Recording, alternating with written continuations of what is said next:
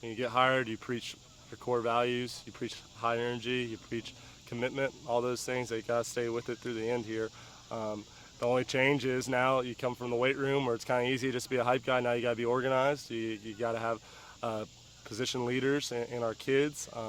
Right now, it's almost an anxious feeling. Where then I was ready to go. I had all plans. Now the season's here.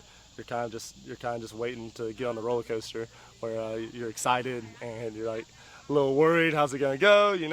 But it's really an anxious feeling. I think we're all feeling it, especially without being able to kind of hit each other, taking it back and using the pads, all that stuff. But it's definitely it's an anxiousness to get out there and get the first one under your belt and know where we stand with everything. But you got to stay true to who you are in this, and that's why you work so hard in the off season to really build those perfect bricks, those commitment bricks, and lean on those when things get difficult.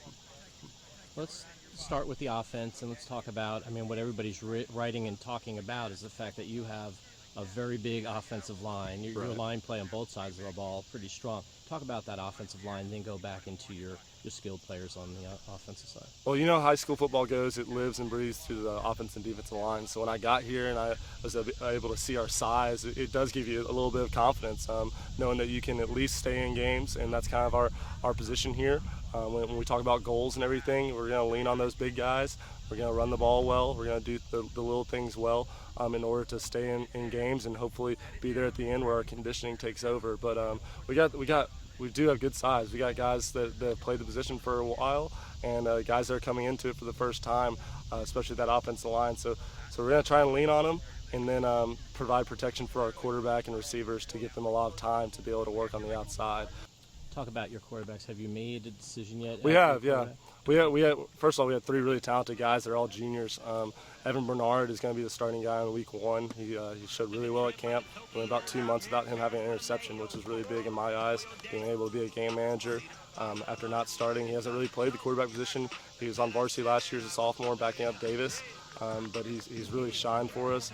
We do have Miles Teasley there too that can do some wildcat quarterback stuff. We're putting him at running back. He's a very dynamic player that can be all over the field for us, and then provide a change-up at the quarterback position. And then we've got Louis DeLulio, who's that guy that's going to be able to do a lot of what Evan does and provide a great coach on the field and a coach on the sideline that sees things. So I'm extremely blessed. It's kind of like talking about the offensive line. I got young, unproven quarterbacks, but all of them have capabilities. Very, very few times you make it without the whole year without a injury at the quarterback position for at least a drive or two. So I'm confident with the 3 guys that we have, we can do it. But Evan stepped up, and he's a leader. He's athletic. We call him sneaky fast, where he's winning most of the sprints. He might not look like it. He'll take off on kids, but great leader. Quarterback. You can have a great arm. You can have a lot of skill sets, but if you can't take that to the field and really have the X factor, then it's hard, and he's got that X factor, and he's very calm and collected and coachable. And in terms of that backfield, you mentioned Teasley, and you talk about your wideouts as well. Yeah, so I mentioned Teasley. We got Jack Reinhardt coming back too. He was injured a little bit last year as a junior, but he's a senior guy. I'm not going to say a lot of seniors when it comes to my team, so having a senior back there does help. Jay Rector's a guy that played last year as a sophomore that's scary fast, that's got a lot of quickness, a lot of explosion, and he plays really, really hard.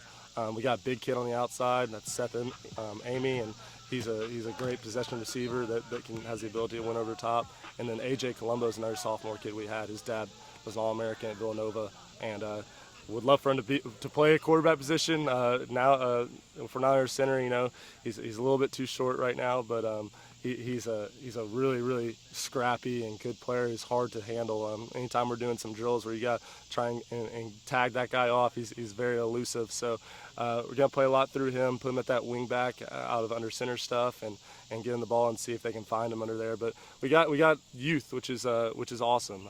You got guys that are going to respond to what you're doing because that's all they know. And then they're very confident in themselves. That's kind of one of the things, when you come into a team that's won 3 games, on JV, I think they won 4 or 5, but you got to instill confidence in them, and they're starting to learn it. They're starting to figure out we're not a bad team, We have our expectations, we have our goals, and we don't really talk about winning a state championship our first year. We want to be part of something that's bigger than ourselves.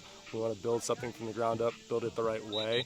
And since they've kind of got that mentality in the first place, they've got tempered expectations where they're excited to come out here. They're excited to upset some people and have that underdog feel about them. So that's kind of represents the whole group, starting with AJ and Jay and Seth. Those three guys haven't been looked at real hard, and so when you get that chip on your shoulder, you get a dangerous player.